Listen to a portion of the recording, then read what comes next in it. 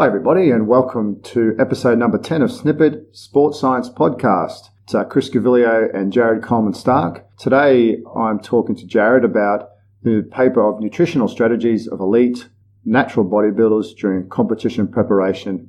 This paper was published in the Journal of the International Society of Sports Nutrition and by the crew Chappell et al. So welcome along, Jared. Great to have you here. Thanks, Chris. How are you? Yeah, very well, thanks. So getting into it, what's the paper about? What's the background behind it? Well, obviously the idea is bodybuilders in general we think of as being sort of the champions of losing fat mass and maintaining fat-free mass. So the idea is if we want to look at these outcomes, the researchers have gone and done a cross-sectional observational study on elite natural bodybuilders and just sort of presented those findings for the rest of us. Has there been much work done before in this area?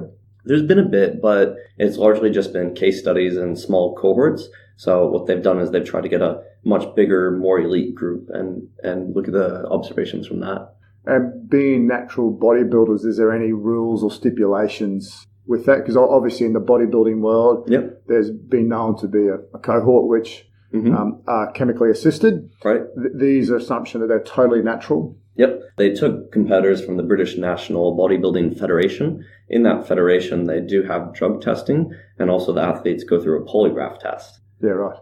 To determine that they are drug-free. So I'm sure not all of them are. Your drug testing can only be so perfect, but to the best evidence possible. And what was the aim of the study? The aim of this study was to look at different bodybuilders in different phases of their pre-competition preparation phase and determine what are they eating at those different phases. So they looked at a period of over 22 plus or minus 9 weeks, so about 5.5 months on average for the athletes preparing for competitions, and they just looked at 3 different time periods. What are the bodybuilders actually eating? Did they have a hypothesis based upon this type of study? They didn't present much of a hypothesis, but I'm sure a lot of us have a bit of an idea of, well, what do people do when they're trying to get ready for competition prep? They're probably eating less as the time period goes on, I think would be the major thought, is they're trying to lose that fat mass, but while maintaining that fat-free mass. Sure. So the methods, you've started to explain about the type of competitors. Go in a little bit more detail of what they did. Yeah, so they took 51 competitors and then they assessed them with a 24-hour dietary recall at those 3 different time periods, and then split the competitors into 2 different groups as well, those who placed in the top 5 and those who did not place in the top 5. So comparing the elite to the really elite, the ones who actually placed in that top 5. Sure. And anything they were trying to really get out from their, anything they were trying to get out at the top of their nutritional intake? Yeah, so the first question is just what is the energy intake of the athletes? Then it gets broken down into quite a few other categories. We look at the macronutrients, so protein, carbohydrate, and fat intake, as well as the different food groups that those athletes are consuming. So grains, meat, vegetables, that sort of thing. What's the percentage of their diet that comes out of that, as well as what supplements are these athletes taking? And this is a great group of athletes to actually study because the assumption is that their diet is meticulous in their planning. And it has to be. Yeah. For them to be placing that highly in a federation competition while not being assisted by hormones. They've collected all the nutritional intake. Any other data they were looking at? No, they didn't really look at any of the rest of their training or anything of that, although they do acknowledge that other strategies for losing fat mass and maintaining fat-free mass are resistance training, cardiovascular exercise, and peaking strategies. Sure. And straight to the results, what were they finding out? Yeah, so the major findings were, people would first hypothesize that the energy intake does decrease over time. Overall, in terms of macronutrients, most of the bodybuilders had a high protein, high carbohydrate, low fat diet. And interestingly, the placed competitors, the best competitors, actually had significantly greater carbohydrate intake at the start of competition prep. They had about 5.1 grams per kilogram body weight of carbohydrate in the placed competitors versus 3.7 grams per kilogram body weight in the non-placed competitors. So we see the placed competitors were consuming quite a lot more carbohydrate at the early competition phase, about 5 months out. Is there any reasons as to why they may have done that?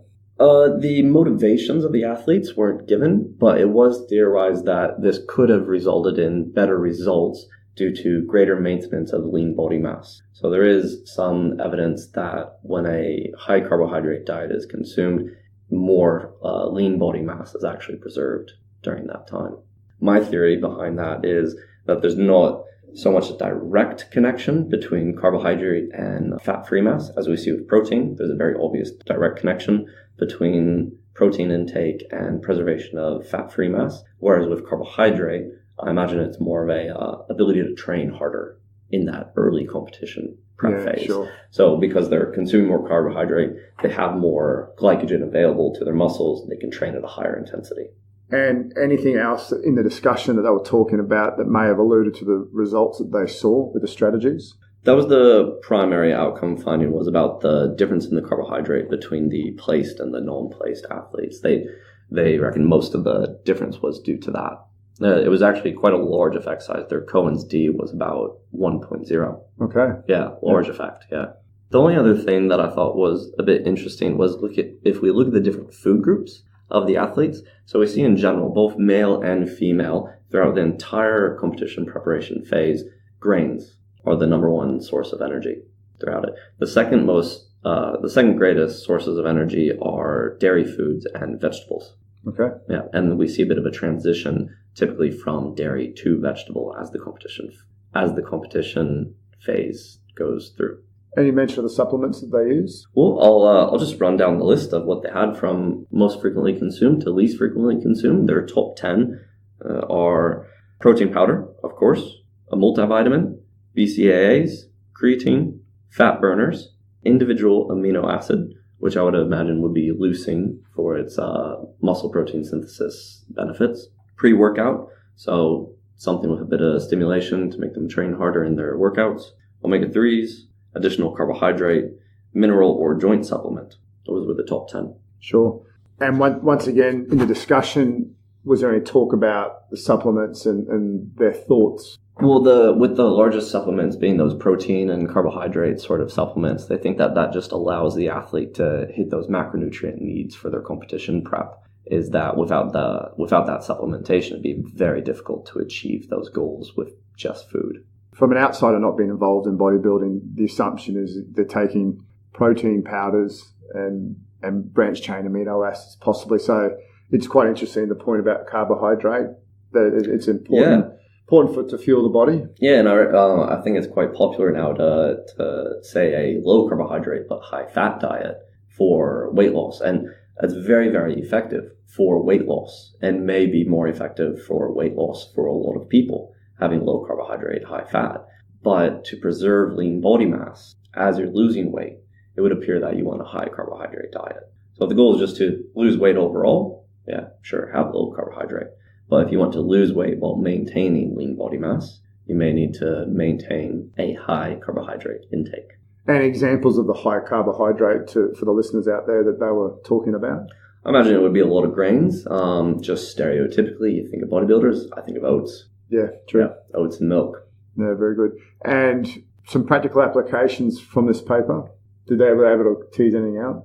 So they try not to claim any causative effects. This is just a cross-sectional observational study, but it's just nice to look at what do these highly effective people do in their diets to be achieving the results that they do. And obviously, taking that with a grain of salt for the general population is these are elite athletes, so what elite athletes do may not be applicable to the general population. Okay. Thank you very much, Jared, for your review of that paper. Thank you. So thanks, listeners, for joining in today. If you want more information, please visit our website at snippetscience.com. That's Snippet with 2 I's, IPPIT. And remember to follow us on Twitter at Snippet Science. And also, it'd be really great if you are enjoying our podcast to hop on iTunes, give us a review, and share it amongst your friends. We're really enjoying this journey, and we hope you are too. See you next week.